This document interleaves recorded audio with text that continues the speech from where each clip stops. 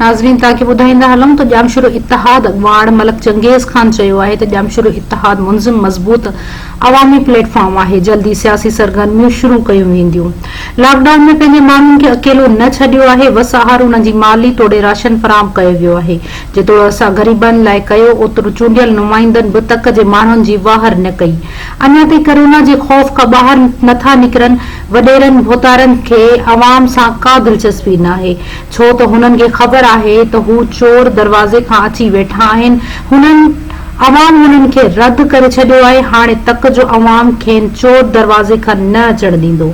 ज़िंदगी मौत अल्लाह जे हथ में आहे। बीमारी जे ख़ौफ़ खां अवाम खां परे नथा रही सघूं। जिन माण्हुनि असांखे इज़त ॾिनी उन्हनि जे ॾुख सुख में बि कम न अचूं, पोइ असांजे अवामी लीडर छॾाइण जो को बि हक़ कोन्हे। मरण जीअण अवाम सां आहे ऐं ज़िंदगी भर रहंदो। चूंडियल नुमाइंदनि डीसी ॼामशुरो DHO ॼामशुरो राशन ऐं सिहत जी सहूलतूं फराहम करण ऐं वॾी करप्शन कई, पर अवाम खे को बि रिलीफ फराहम न कयो आहे। मलक चंगेज़ जे सहाफ़ियुनि जे वफ़द सां ॻाल्हियूं। इन मौक़े ते SUP अॻवान एजाज़ गुरफत पिण मौजूद हो।